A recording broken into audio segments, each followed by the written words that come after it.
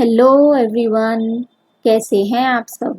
I Medhavi Nigam welcome you all to your own channel achievers success Mantra.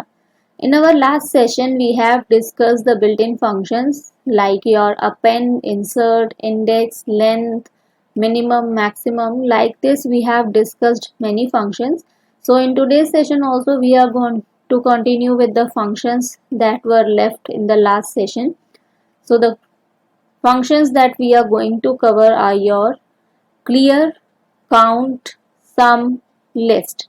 And next we will talk about some more built-in functions that will help us in the deletion operation, and they are your pop, delete, remove, and the last topic will be your nested list. ठीक है, तो आज इन सब के बारे में हम discuss करेंगे.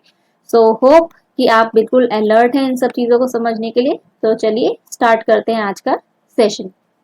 So in today's session, as I had told you in the last session also, कि हम जो भी built-in functions use करते हैं Python के अंदर, they are already there in the Python library that we just have to use from there depending upon the conditions कि जिसके ऊपर भी हमें ये function apply करना है. So the functions that I am going to do today and that I have already told you, they are your clear, count, sum and list. ठीक है, तो ये 4 फंक्शंस आज हम डिस्कस करेंगे. So let's move on to the clear function. So if I talk about the clear function, it means I am talking about a function that will help me in removing all the elements from my list. कि मेरे पास जो भी list दे रखी है उसमें से अगर मैं सारे के सारे एलिमेंट्स रिमूव करना चाहती हूँ, I don't want any element to be there in the list, I will take the help of clear function and it will not return me any value. क्योंकि जब सारी वैल्यूज बेटा आपकी लिस्ट में से रिमूव ही हो गई, कोई वैल्यू बची नहीं, तो आपको रिजल्ट में भी कुछ मिलेगा नहीं, right. The syntax that you will use for this is list variable. जो भी आप वेरिएबल यूज करेंगे लिस्ट को क्रिएट करने के लिए, and then you will again take the list variable जहां से आपको लिस्ट में से रिमूव करने elements, and then you will use the dot clear function. Let's do it practically. Take a variable over here and mention the elements inside the list. You can take any elements as per your choice. You want alphabets, you want mix up, you want only numeric values, that is totally your choice. Then take a variable and use your function over here to clear the elements, or you can say to remove the elements from your list, and then ask it to print your list to check whether the elements has been removed or not. Okay, so when you execute it, you will get an empty brackets over here, so it means your elements has been removed from the list. Now let's come to the next function, that is count. So count means गिनती करना. ठीक है, so count function will help me over here to check that how many times an element has occurred in a particular list. अगर मेरे पास एक list है बेटा जिसमें मैं अपने एलिमेंट्स मेंशन कर देती हूँ, ठीक है, right, like this I am mentioning the elements. तो और मुझे ये पता करना है कि मेरी इस पर्टिकुलर लिस्ट में कौन सा एलिमेंट कितनी बार रिपीट हुआ है. For that I will use the count function. तो यहाँ पे भी बेटा आपका सिंटेक्स जो रहेगा, you have to take a list variable, then again a list variable जिसमें भी आपने लिस्ट क्रिएट करी है, then you use the count function and over here in the bracket you have to mention the element that you have to search. ठीक है, तो यहाँ पे एलिमेंट आएगा to be searched और जिसको आप काउंट करवाना चाहते हो. ठीक है, और you can say count. So over here if I have to perform this function, I will do it in this way that I will take a list first of all and then I will apply the function. So take a list over here and mention the elements over here.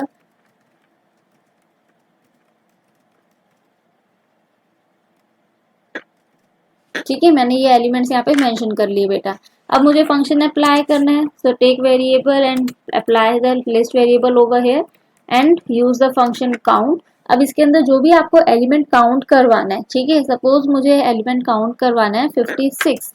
So I type 56 over here and then I'll ask it to print. मैं इसको क्या करूँगी कि आप print करो, and when you execute it, it will give you the output that how many times your this particular value is being present over there. Okay, तो यहाँ पे इसने मुझे क्या दिया 1, इसका मतलब हुआ कि 56 मेरे पास वन टाइम अवेलेबल है।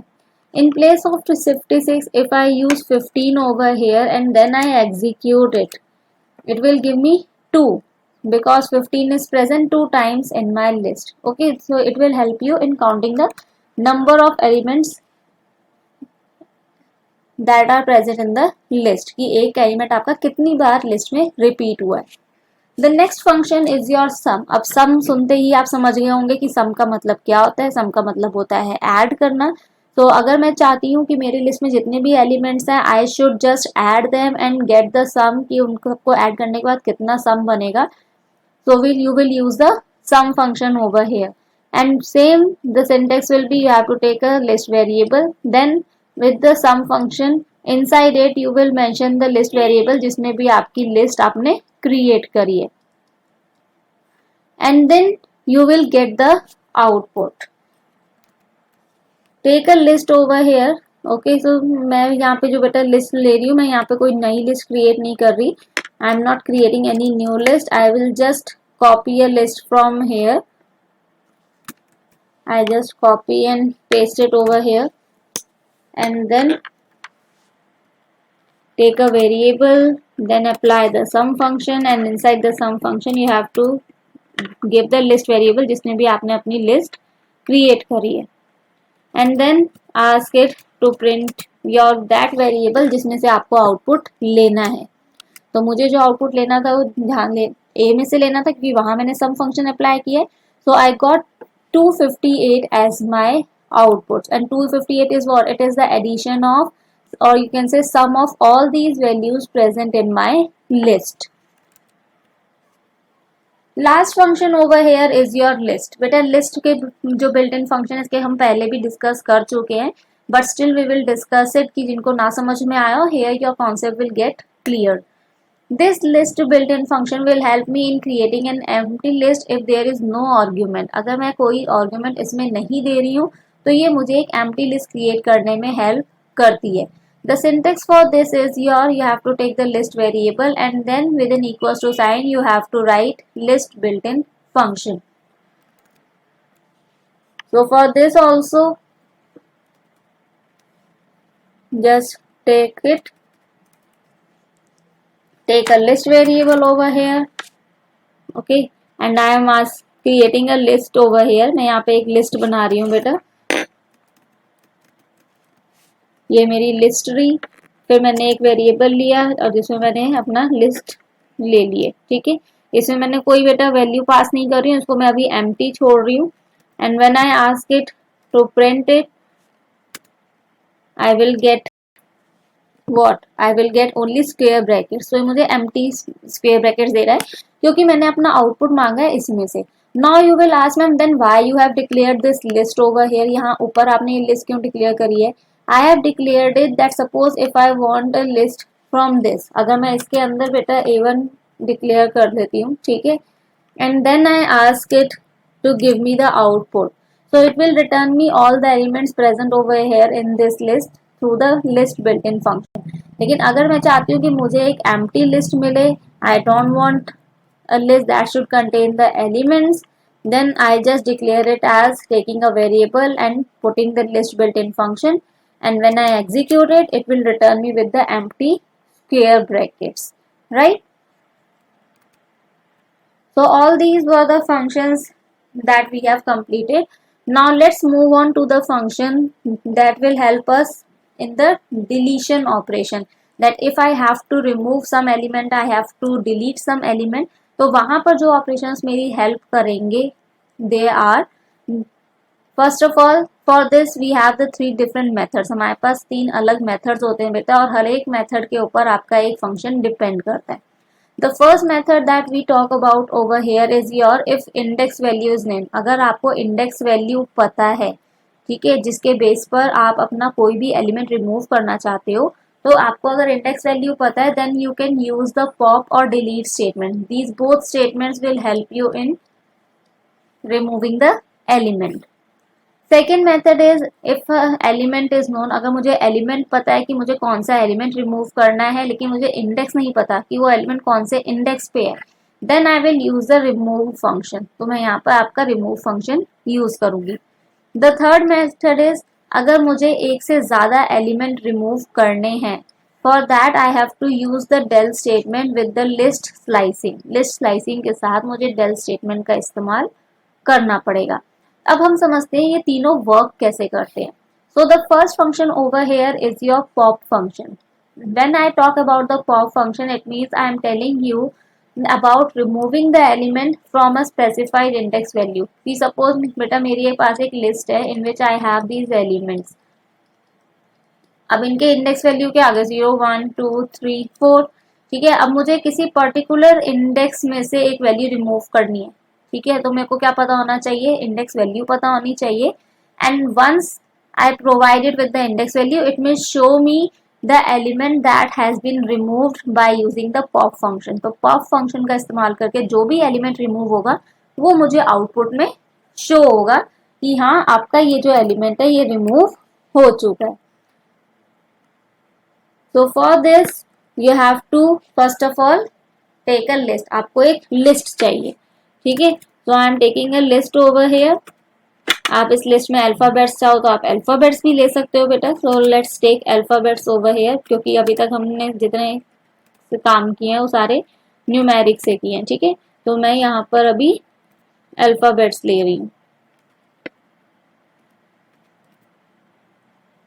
This is my list. अब मुझे इसके ऊपर अप्लाई करना है आपका pop function.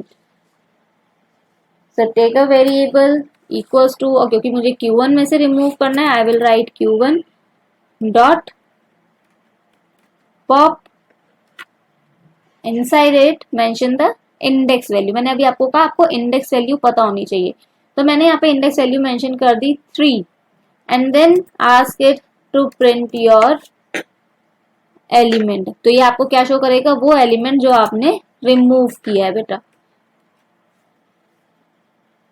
So it showed me F। तो मेरे थर्ड इंडेक्स वैल्यू से कौन सी वैल्यू रिमूव हुई है, F रिमूव हो चुकी है।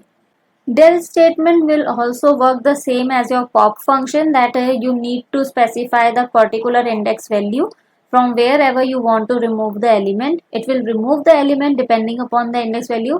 The difference between pop and del is कि pop बेटा आपको removed element show करता था, but delete statement will not show you the removed element. ये आपको removed element show नहीं करेगी। तो लेट्स डू इट प्रैक्टिकली। इसको हम प्रैक्टिकली बेटा करके देख लेते हैं। So I am not removing this, make it a comment and then take your list, ठीक है। सो मैं यहाँ से बेटा सेम आपकी ये लिस्ट कॉपी कर रही हूँ। यहाँ पे I am taking the same list, use del statement, then take the list variable that is Q1 and then within the bracket mention your index value, ठीक है। अब मैंने यहाँ पे अपनी इंडेक्स वैल्यू बेटा जो मेंशन करी है वो आपकी किस में जाएगी, स्क्वायर ब्रैकेट्स के अंदर। And once you are done ask it to print your list, क्योंकि ये आपको कोई आउटपुट में रिजल्ट शो नहीं करेगा, तो आपको इससे लिस्ट प्रिंट करवानी पड़ेगी। Only then you will come to know that yes your element has been remove. तो आपके सेकेंड इंडेक्स वैल्यू पे क्या था बेटा, D था, तो D आपकी इस लिस्ट में से क्या है, रिमूव हो चुका है। So the difference between, as I already told you, between pop and delete is pop will show you the deleted element but delete will not show you the element that it has deleted. For that you need to print your list to check it. The next function is your del with slicing. मैंने अभी आपको बताया कि हम delete को अगर slicing के साथ यूज करते हैं, तो slice function you already know, आप सबको पता है that you have to provide it with a particular range with the starting and the ending value, and then it will help you in deleting all the elements that are specified within your particular range. Apply it over here. अगर मैं इसको बेटा यहाँ apply करती हूँ आपका, ठीक है, डेल विद स्लाइसिंग, तो over here I will use the del statement. तो मैं आपकी ये ऊपर वाली स्टेटमेंट बेटा रिमूव कर देती हूँ, otherwise it will also run. I will take the del statement, then I will provide the list and then you have to provide it with a range. So this is the range that I have provided. Execute it. Okay, so 1:3. It has deleted your S and D. इसने आपके S और D को क्या किया है, remove कर दिया है. Now the question that will come in your mind is कि मैम हमने रेंज तो दी थी 1:3 की, तो why it deleted only 2 elements. तो बेटा मैंने आपको पहले ही बताया था स्लाइसिंग का जब हमने फंक्शन डिस्कस किया था, that it will always and itself one value before. जो भी आप एंडिंग वैल्यू दोगे उससे एक वैल्यू ही अपने आप को पहले ही एंड कर लेगा. तो अगर मैं इसको 1:3 की वैल्यू प्रोवाइड कर रही हूँ तो इसका मतलब ये अपने आप को सेकेंड इंडेक्स वैल्यू पे एंड कर लेगा, 3 तक पहुंचेगा ही नहीं. So according to this, your S and D are at 1 and 2 index value. So only these two elements will get deleted. The next function is your remove. ठीक है, अब remove function की हमने बात करी थी that we should know the element if we don't know the index value. So it will do what? It will remove the particular element from the list if you already know कि आपको कौन सा element delete करना है. तो जब आप ये फंक्शन अप्लाई करोगे बेटा, तो इसमें भी आपको क्या चाहिए, सबसे पहले एक लिस्ट चाहिए आपको अपना ये फंक्शन परफॉर्म करने के लिए. तो हम यहाँ पे आपकी एक लिस्ट ले लेते हैं, d equals to and then I will provide it with the values over here. ठीक है, ये मेरे पास लिस्ट आ गई है बेटा. अब मुझे इसमें रिमूव फंक्शन अप्लाई करना है. तो रिमूव फंक्शन अप्लाई करने के लिए मेरे पास क्या होना चाहिए, I will take a variable and then I will provide it the variable जो मैंने लिस्ट के लिया था, then dot remove and then within the bracket provide the value जो आपको रिमूव करनी है. तो मैं 30 रिमूव करना चाह रही हूँ तो मैंने इसको 30 वैल्यू दे दी है. And then I will ask it to print my list. अब मेरी प्रिंट कहाँ पर है आपका बेटा, डी में है.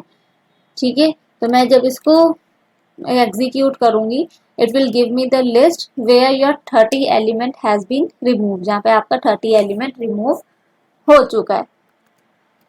So these functions will help you in removing or deleting the elements from a particular list depending upon the conditions. Those 3 conditions I have already told you. Then the topic is your nested list. अब nested list क्या होती है बेटा, जब मैंने append function आप लोगों से डिस्कस किया था तो मैंने आपको बताया था कि nested list कैसे क्रिएट होती है.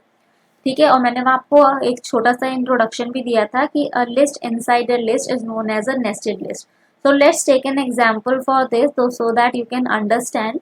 So suppose बेटा मेरे पास एक लिस्ट है यहाँ पे 1 2 3, ठीक है, और मैं इसी के अंदर एक और लिस्ट के ब्रैकेट्स में डिस्कस कर देती हूँ 4 5 6, then I close it, then again I mention some elements and I close it. Okay, so what actually I am doing, I am creating a list inside a list. So this is a list that has been created inside this list, जो मेरी इस list के अंदर करी गई है. तो इस तरह की लिस्ट को हम कहते हैं nested list.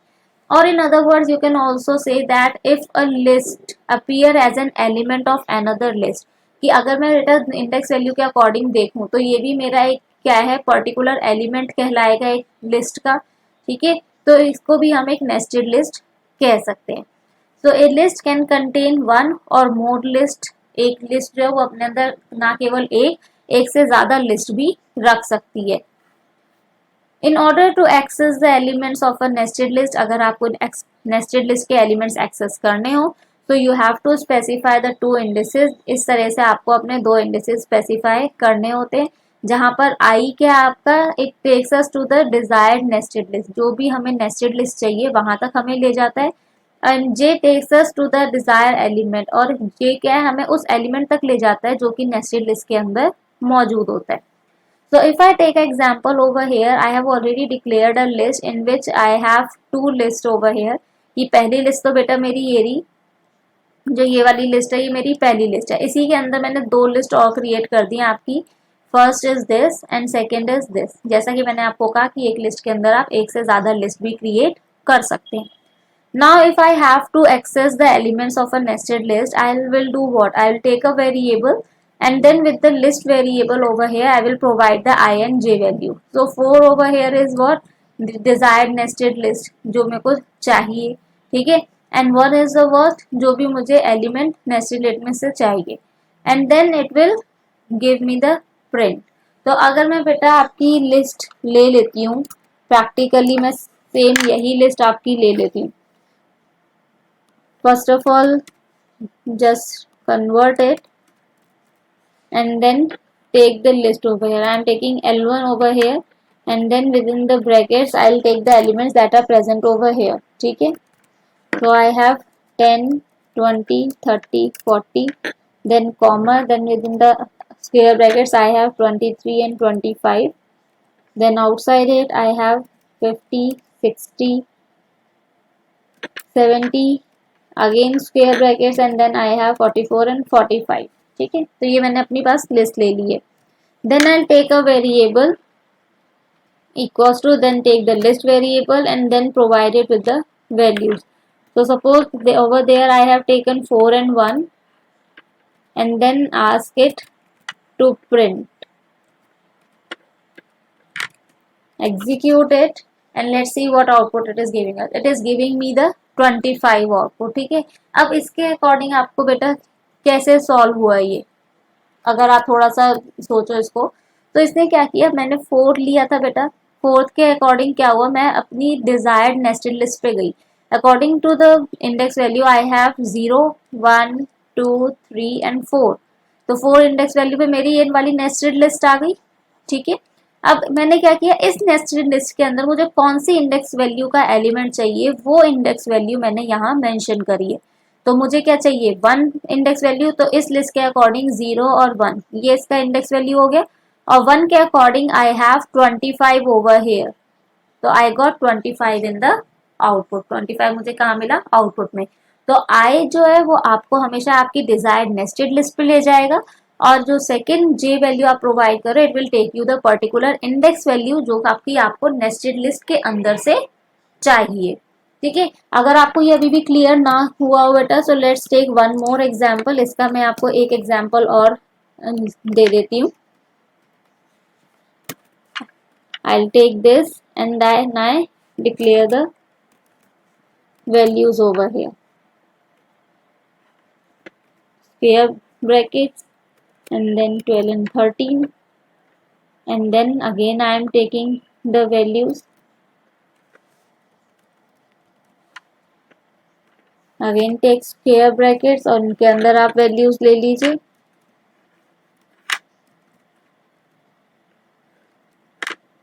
You can mention more values inside it. आप ज्यादा वैल्यूज भी बेटा मेंशन कर सकते हो. ठीक है, so this is the list over here. Then take a variable, take A1 जिसमें आपने अपनी लिस्ट बनाई है within the square brackets. अब आपको क्या लेना है, यहाँ पे नेस्टेड लिस्ट का इंडेक्स वैल्यू लेना है कि कौन से इंडेक्स वैल्यू पे आपकी नेस्टेड लिस्ट आ रही है. So if you count from here, you will have 0, 1, 2, 3. एक तो 3 पे आ रही है, 4, 5, 6, 7. एक आ रही है 7 पे. So I'll take 7 over here. And then within the square bracket मैं यहाँ पे क्या वैल्यू लूंगी जो मुझे अपनी नेस्टेड लिस्ट में से चाहिए. तो मुझे अपनी इस नेस्टेड लिस्ट में से कौन सी वैल्यू चाहिए जो मेरे सेकेंड इंडेक्स पे है. तो मैंने यहाँ पे सेकेंड इंडेक्स प्रोवाइड किया. And then ask it to print. When you execute it, you will get 45. तो आपको क्या मिला, 45. तो ये सबसे पहले 7 के अकॉर्डिंग गया आपकी इस नेस्टेड लिस्ट के अंदर और फिर इस नेस्टेड लिस्ट के अंदर वो गया आपकी सेकेंड इंडेक्स वैल्यू पे, that is 45. I suppose now you are clear. Okay, so these were the topics for today. Revise them carefully. They are not that much difficult. And if you like today's session, please subscribe this channel as this channel is only for your help only. And tell your other friends also जो कि Python में थोड़ा सा struggle कर रहे हैं या जिनको समझ में नहीं आ रही. So here in a very simple way I have cleared you all the concepts. इसको मैंने बहुत अच्छे से आपको क्लियर करके दिखाया है. Perform it practically because until and unless you perform practically you will not be able to understand. और जैसे ही आप बेटा practically करोगे तो आपको ये माइंड में भी सब बैठता रहेगा. The subscribers who are connected with us, keep connected with us. We will keep you updated. और जो पर्सन्स हमारे चैनल पर नए हैं, you are most welcomed over here and keep on watching the upcoming sessions. ये आपको बहुत ही benefit पहुंचाएंगे. मिलते हैं आपसे अगले सेशन में. तब तक के लिए स्वस्थ रहिए, मस्त रहिए, व्यस्त रहिए. Bye bye. Take care.